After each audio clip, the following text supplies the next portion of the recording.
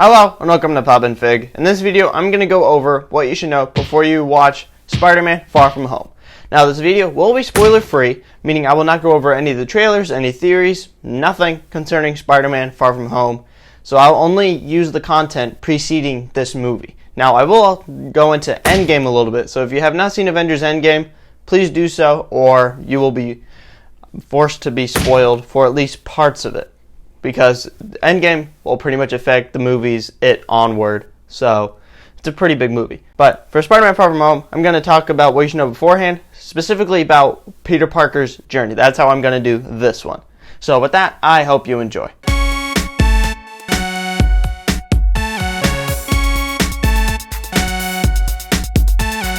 Okay, so hopefully we all know the story of Peter Parker. He got his powers from a spider bite, his uncle was shot, and he could have prevented it. We know that part of the backbone from both of the different Sony iterations of Spider-Man. But in this video, I'm not going to go over those iterations or any of that.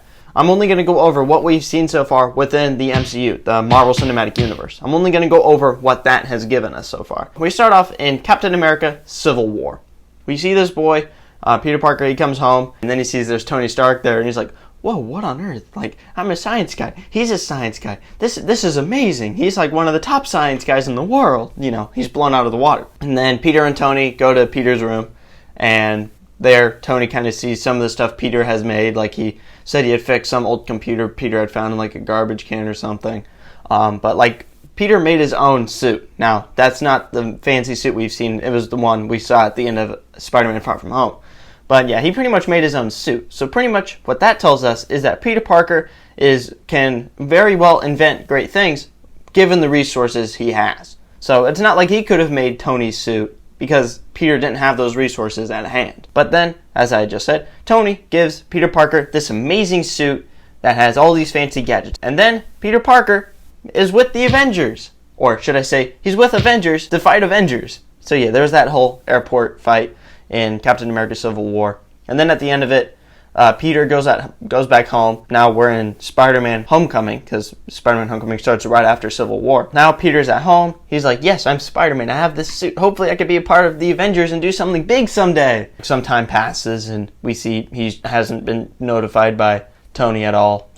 But he used his suit and his talents to help people throughout New York. You know, little petty crimes, little petty deeds, stuff like that, you know, just helping around New York, being the friendly neighborhood Spider-Man. And then he finds about the whole secret, undercover, black market business going on, stealing damage controls stuff from Avenger fights. Peter tries to stop them. Tony's like, no, this is out of your game. I got this under control. And Peter's like, no, you don't. One thing we could take from Spider-Man Homecoming is that Peter always stands for what he thinks is right. Peter didn't really think Tony was going to handle it that well, or at least efficiently well, because of how he was willing to act on it. And Peter was like, no, I can help on this. You need me. I can help. But Peter was following his own morals, pretty much helping out as soon as he can, as efficiently as possible. Peter was following his own schedule, pretty much, but he was doing it for the greater good. Of course, Tony didn't follow Peter's advice, didn't let Peter do what he wanted to do, stripped Peter of his suit because, I mean, sure, Peter was pretty much nothing without the suit. He committed himself to be Spider-Man, not Peter Parker. Tony Stark, he is Tony Stark, not necessarily Iron Man. Iron Man's like a secondary label. Tony Stark is Tony Stark. I mean, sure, you could say he is Iron Man, yes, but with Tony Stark and Iron Man are vice versa. But when we talk about Spider-Man, it's either Spider-Man or Peter Parker, depending on the context. Here, you can notice I'm using mostly Peter Parker opposed to Spider-Man, but that's because I'm looking at the person in the costume, not just the costume that's helping everybody. And then, when do we see him next? Then we see him in Avengers Infinity War. We see him on the bus. We see him being more Peter Parker than mostly Spider-Man. He's pretty much used his energy in both fields, both being a student and being the friendly neighborhood Spider-Man. So we see Peter, he was on some kind of field trip or something, or I don't know, maybe the bus route was going to drop people off, I don't know.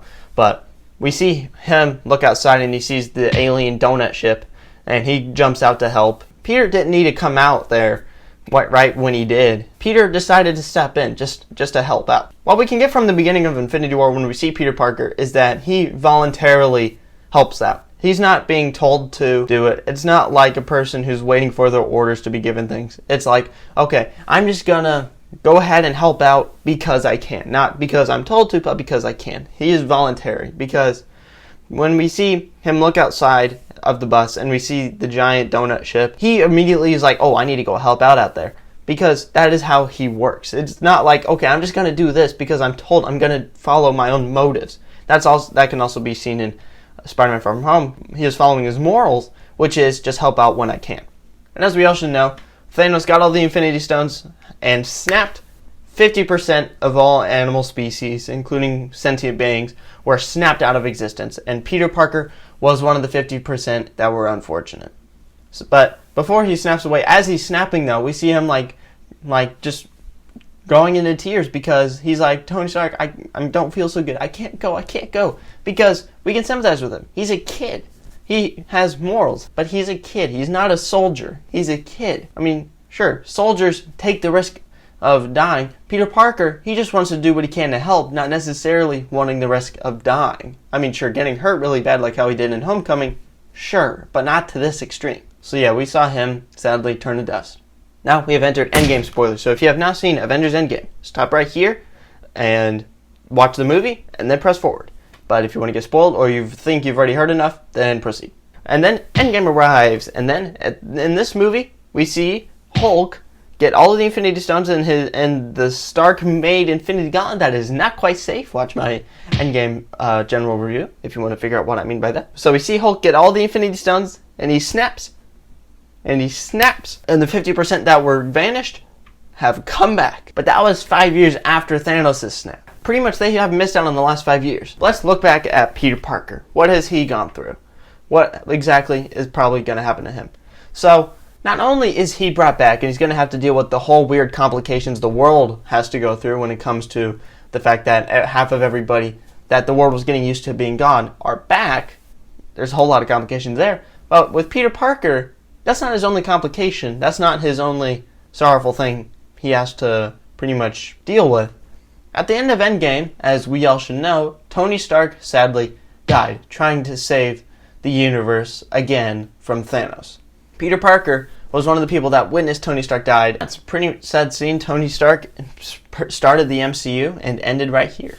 And now everybody's wondering who is going to take up the Tony Stark mantle. So then we pretty much go into Spider-Man Far From Home, and there's Peter Parker. He has lost his mentor. He has lost his role model. He has lost pretty much a somewhat father figure.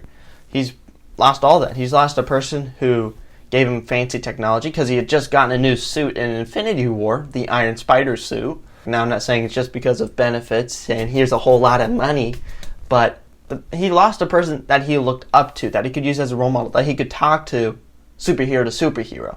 And now that person's gone. Pretty much that leaves Peter Parker in like a sad state for Spider-Man Far From Home. And now we need to know, who do I look up to? Let me sum it all up.